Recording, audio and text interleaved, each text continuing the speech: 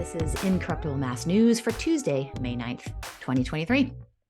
This week's activism, we hope that you can show up to some of these events. Coming up, we have on May 16th at 1 p.m. support Massachusetts social workers at their lobbying for the Super Act at the State House. On May 20th and 21st, Mass Alliance is having their grassroots campaign training for candidates. Mass Alliance also has Grassroots Organizing Academy running from May 15th through June 14th. And then on Wednesday, May 24th, from 9:30 a.m. to 2, the Massachusetts Teachers Association is having their advocacy day for the THRIVE Act to end the misuse of tests and let students thrive. And now for our news of the week. In climate news, April was the hottest and driest on record for Spain, which is suffering from a drought.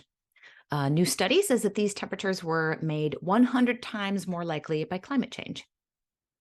New Zealand has been plagued with severe weather this year, and this week authorities in Auckland declared a state of emergency as fire and emergency crews responded to floodwaters entering buildings, landslides, fallen trees, and trapped cars. A new study finds that decades of drilling in the Gulf of Mexico has left behind more than 14,000 old, unplugged oil wells, at risk of springing dangerous leaks and spills. And they estimate that these may cost more than $30 billion to plug. 90% of these were at one time owned by supermajors like Exxon, BP, and Chevron, who are still legally responsible for paying for this cleanup. Methane leaks from Turkmenistan's two main fossil fuel fields caused more global heating in 2022 than the entire carbon emissions of the UK, satellite data has revealed. Methane is at least 20 times worse than carbon dioxide at trapping heat in the atmosphere, and some say it's 80 times worse. And a judge in California has dismissed a 7-year, $100 million lawsuit against Greenpeace by Canadian logging giant Resolute Forest Products. Greenpeace exposed the company's climate-damaging practices, and then they were sued for defamation. These suits are called SLAPP, that's S-L-A-P-P, Strategic Lawsuits Against Public Participation, and they are increasingly being used by corporations against groups that shine light on their activities. In international news, United Nations Secretary General Antonio Guterres warned this week that Afghanistan continues to face the largest humanitarian crisis in the world today.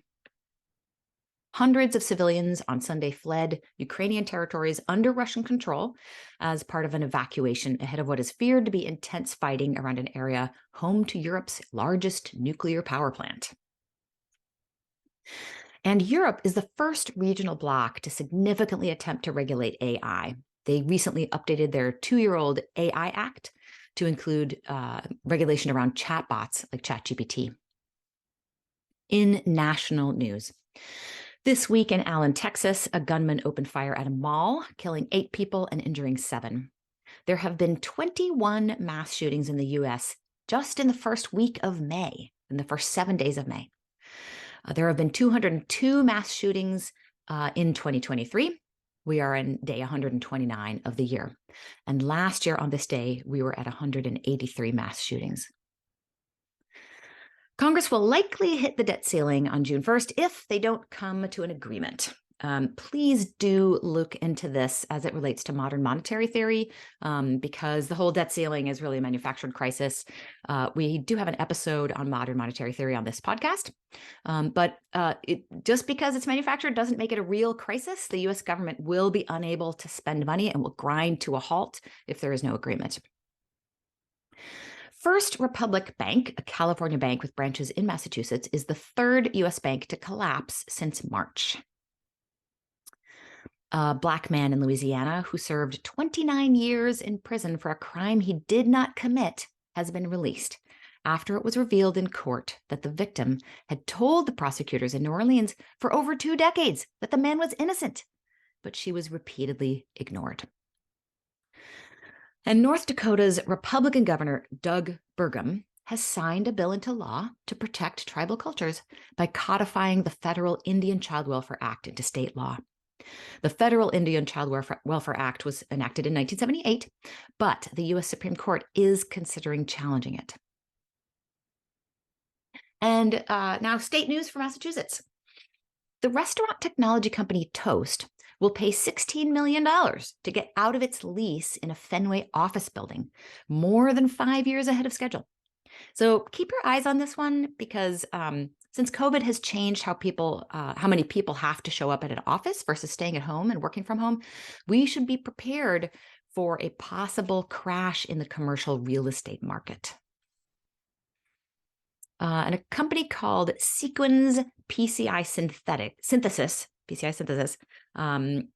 has a pharmaceutical chemical plant in Newburyport that exploded last week, killing an employee from Methuen. The plant has been ordered to start demolishing remnants of the building by 8 a.m. on Wednesday. Former State Police Association of Massachusetts president, as well as another person, a former lobbyist from Hull, Massachusetts, were convicted in federal court in November of 1 count each of racketeering conspiracy, honest services wire fraud, obstruction of justice, conspiracy to defraud the IRS, and 3 counts of wire fraud.